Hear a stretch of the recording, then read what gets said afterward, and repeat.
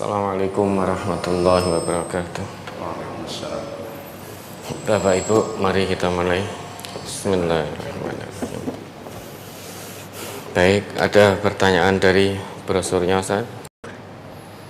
Ustaz, mohon dijelaskan maksud lalai dari mengingat Allah dan mentadabburi Al-Quran. Lalai dari mengingat Allah. Alam yakni lilladzina amanu an takhsha'a qulubuhum li dzikrillah wa ma nazala minal haqq. Ya, maksud lalai dari mengingat Allah yaitu lalai, tidak mau mengikuti apa yang menjadi ketentuan Allah, apa yang menjadi petunjuk Al-Quran, padahal itu dari Allah. Namun karena mengikuti hawa nafsunya, sehingga petunjuk-petunjuk Al-Quran diabaikan. Wis ora popo bertentangan, sing penting hawa nafsune seneng. Itu namanya lalai dari mengingat Allah. Padahal otaknya tahu kalau mengikuti petunjuk Al-Quran pasti selamat dunia, selamat akhirat. Namun karena condong pada hawa nafsunya, justru Al-Quran diletakkan di belakangnya, sehingga dia hidup dengan mengikuti hawa nafsunya. Maka itu orang-orang yang lalai, tidak ingat Allah. Dia merasa bahwa hidup ini hanya di dunia, bahwa hidup ini tidak akan ada kehidupan sesudah kehidupan dunia ini. Orang-orang yang lalai seperti itu. Padahal kita orang yang beriman mengimani dengan sepenuh hati bahwa akan ada kehidupan yang abadi setelah kehidupan dunia, yaitu kehidupan akhirat. Maka orang yang beriman hendaknya mempersiapkan dengan baik untuk menyongsong kehidupan yang abadi itu. Wal tanzur nafsum ma qaddamat li ghad.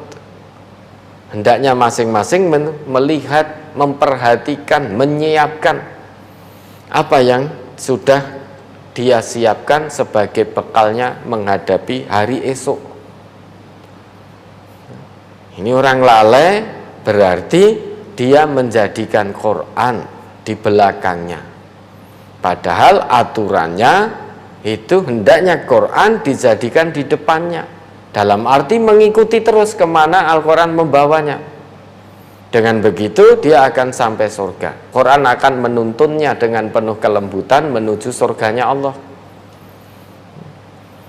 Namun karena lalai, orang lalai itu biasanya seringnya mengikuti hawa nafsu. Harusnya taruh di depannya, malah justru diletakkan di belakang. Yang di depan adalah hawa nafsu. Orang yang mengikuti hawa nafsu tidak akan sampai surganya Allah.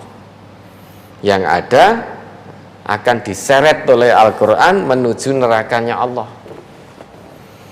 Akan diseret. Yang namanya diseret itu sebetulnya dia tidak mau untuk masuk ke neraka, tidak mau. Namun karena dulu ketika di dunia lalai dari mengingat Allah, tidak mau tunduk pada ketetapan Allah, terus mengikuti hawa nafsunya, tidak mau mengikuti petunjuk Al-Quran, tidak mau menjadikan Quran sebagai pedoman hidupnya.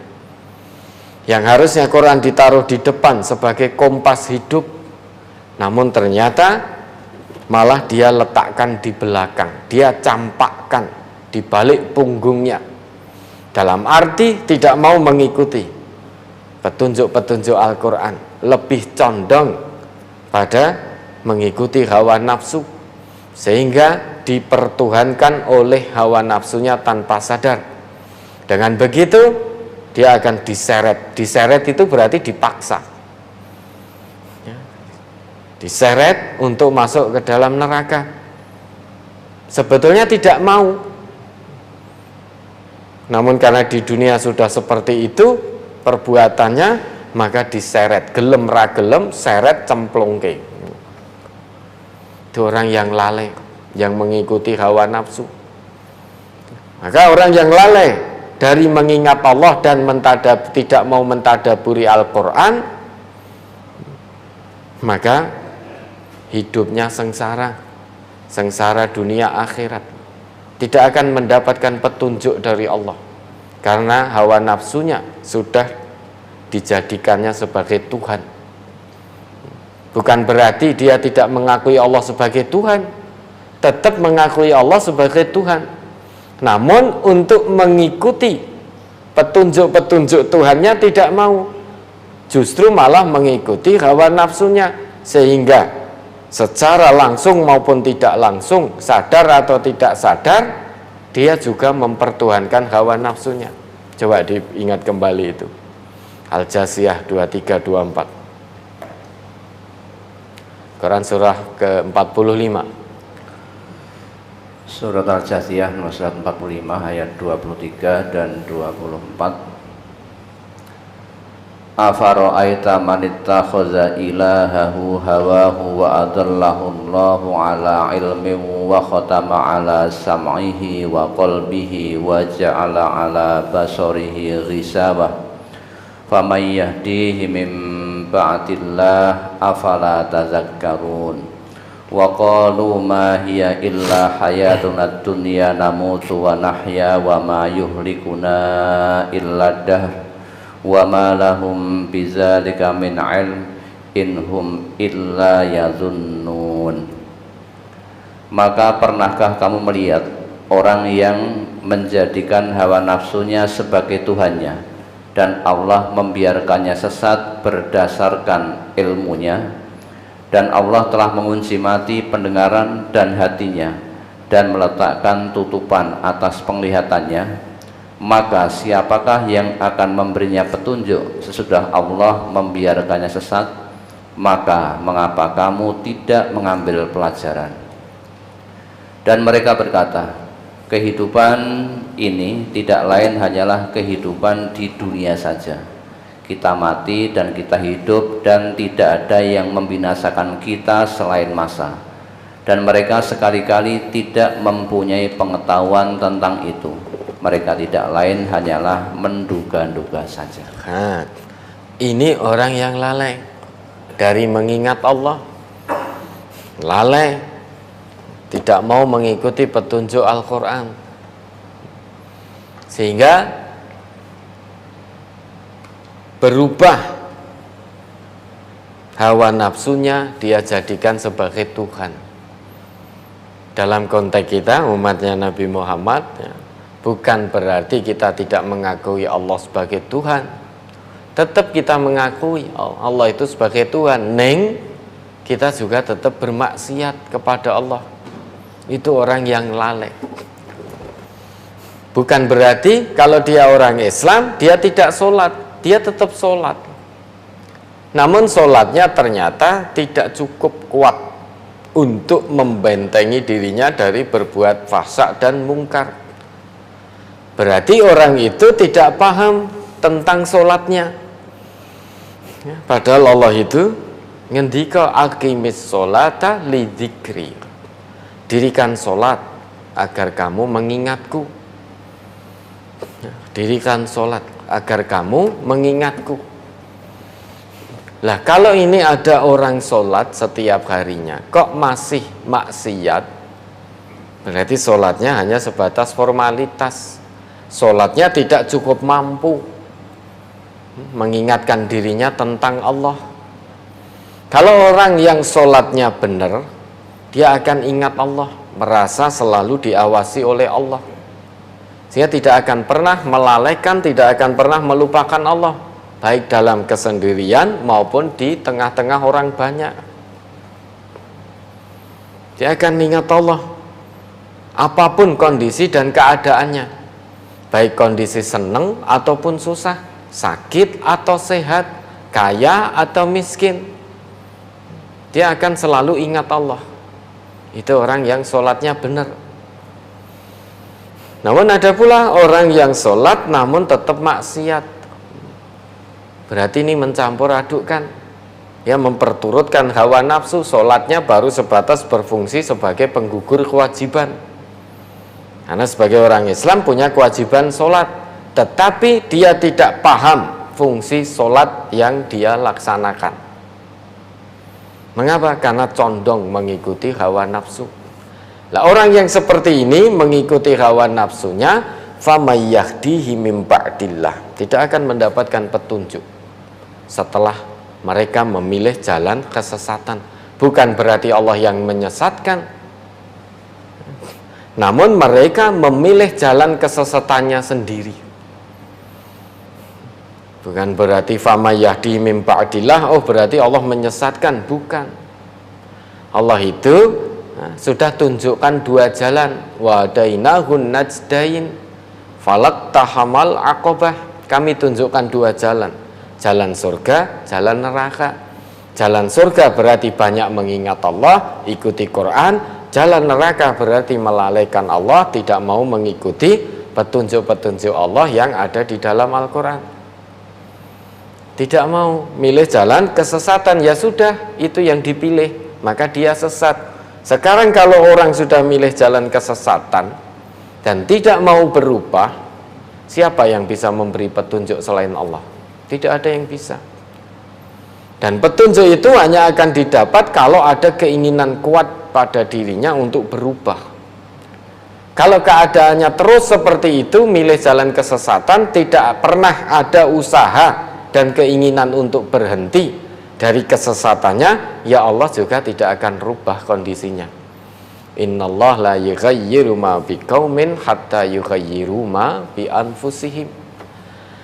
Nah, kebanyakan orang-orang yang lalai dari mengingat Allah, lalai tidak mau mentadaburi Al-Quran, kebanyakan mengikuti hawa nafsunya, mempertuhankan hawa nafsunya. Sehingga apa yang menjadi bisikan hawa nafsu, keinginan hawa nafsunya terus diperturutkan, sekalipun keinginan hawa nafsunya itu bertentangan dengan petunjuk Allah, dengan tuntunan Rasulullah. Dia lebih memilih hawa nafsunya, maka tanpa sadar telah menjadikan hawa nafsunya sebagai Tuhan. Karena bukan perkataan Allah, bukan tuntunan Rasul yang diikuti, namun perkataan hawa nafsunya. Sekalipun menyimpang dari ketentuan Allah dan Rasul, dia tetap lebih suka condong mengikuti hawa nafsu. Berarti Quran diletakkan di belakangnya. Nah, orang yang semacam ini tidak sadar bahwa kelak akan ada kehidupan sesudah kehidupan dunia ini.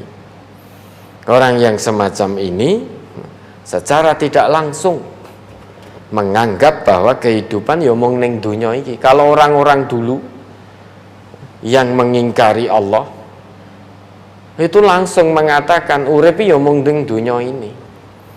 Nek wis urip ning dunya nanti tidak bisa, tidak ada yang membinasakan kita kecuali masa. Nah, sekarang pun juga ada orang yang mengatakan itu. Kalau zaman dulu ada orang yang mengatakan hal semacam itu, di zaman modern ini juga banyak orang yang meyakini bahwa hidup ya hanya di dunia ini. Tidak ada yang bisa membinasakan kita kecuali masa. Nah, kita binasai nanti, waktu yang akan membinasakan kita. Sehingga hidup ya hanya di dunia, mumpung urip ning donya, maka berusaha untuk terus seneng-seneng larut dalam kesenangan dunia. Karena urip ya mung pisan, betul. Ya. Hidup di dunia ini hanya sekali, betul. Kesempatan hidup yang Allah berikan untuk kita hanya sekali. Allah tidak akan berikan kepada manusia atau siapapun kesempatan hidup di dunia yang kedua kali. Jadi kesempatan kita ini sangat terbatas. Karena Allah hanya berikan kesempatan satu kali. Tidak akan ada ceritanya orang yang sudah mengalami kematian dunia, kemudian mohon kepada Allah dikembalikan ke dunia, kok dipenuhi oleh Allah, tidak ada ceritanya. Hidup ya sekali di dunia. Kalau sudah mati ya sudah. Kematian kehidupan dunianya selesai. Mati bukan akhir segalanya, mati di dunia ini. Mati di dunia ini itu merupakan pintu awal, langkah pertama untuk kita menapaki kehidupan yang abadi, yaitu kelak di kehidupan akhirat. Jadi kalau mati jangan dikira selesai urusan, tidak. Justru kita akan menghadapi urusan yang lebih dahsyat, kehidupan yang abadi. Jadi kematian dunia merupakan pintu gerbang pertama untuk kita menapaki kehidupan yang sesungguhnya. Sedangkan hidup di dunia ini oleh Allah kita hanya diberi kesempatan satu kali. Maka manfaatkan sebaik-baiknya dengan cara perbanyak mengingat Allah dalam arti mengikuti apa yang menjadi ketentuan Allah. Selalu merasa diawasi oleh Allah. Jauhkan diri dari perbuatan dosa, perbuatan kemaksiatan. Jangan larut dalam kesenangan dunia, sehingga akhirnya nanti kita tertipu. Tujuan hidup kita bukan di dunia. Tujuan hidup kita adalah nanti di kampung akhirat. Karena kampung akhirat itu lahiyal hayawanu laukanu ya'lamun. Kehidupan yang sesungguhnya andai manusia itu mengetahui. Tadabbur Al-Quran itu artinya apa? Tadabbur Al-Quran secara sederhana bisa diartikan muhawalatu fahmil Quran wal aishi ma'a ayatihi. Ada usaha memahami Al-Quran dan ada usaha untuk hidup bersama ayat-ayat Al-Quran. Itu makna dari tadabbur Al-Quran. Ya, secara sederhana bisa didefinisikan tadabbur Al-Quran itu berarti ada usaha dari setiap individu. Usaha untuk apa? Muhawalatu fahmil Quran, memahami kandungan isi Al-Quran. Setelah paham, kemudian ada usaha berikutnya. Apa itu? Muhawalatul wal aish ma'a ayatihi. Jadi usaha hidup bersama ayat-ayat Al-Quran. Jadi ada usaha untuk memahami dulu kandungan isi Al-Quran.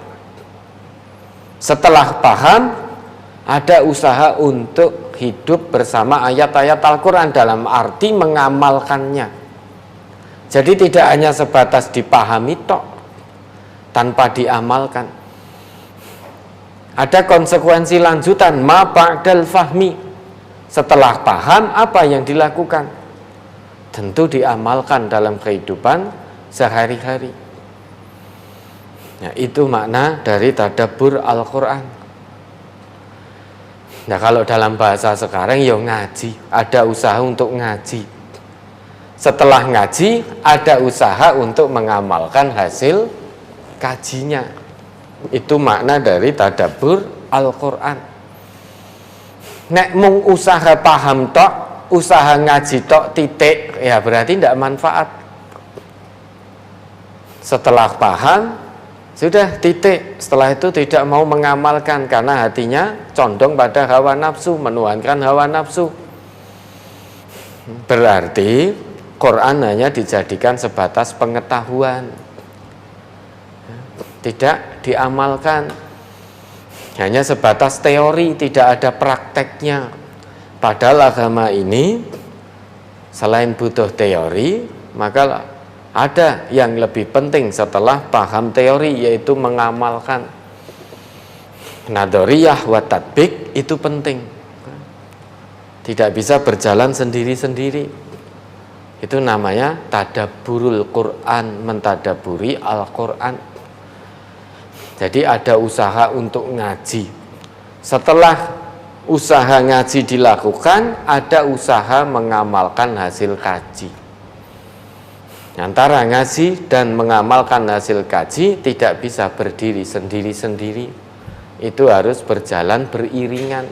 Ngaji tok tanpa pengamalan tidak membawa manfaat. Ngamal ke tanpa ngaji maka akan tersesat. Karena yang namanya pahala itu menurut Allah, bukan menurut angan-angan kita. laisa bi amaniyikum wala amaniyi ahlil kitab. Pahala itu bukan menurut angan-anganmu dan juga bukan menurut angan-angan ahlul kitab. Nah, berarti beramal tanpa ngaji itu hati-hati. Amal tanpa ilmu bisa jadi malah justru kita menjadi orang yang paling rugi. Kita mengira apa yang dilakukan itu sudah sebaik-baiknya, tetapi ternyata di hadapan Allah dinilai tidak pas, tidak benar, tidak baik, sehingga tidak diterima oleh Allah. Nah, ini ngaji dan mengamalkan hasil kaji. Itu namanya tadabbur Al-Quran, muhawalatu fahmil Quran wal aish ma'a ayatihi. Berusaha memahami Quran dan berusaha hidup bersama ayat-ayat Al-Quran, dalam arti mengamalkan ayat-ayat Al-Quran dalam kehidupannya sehari-hari sampai mati nanti. Ya, ada lagi?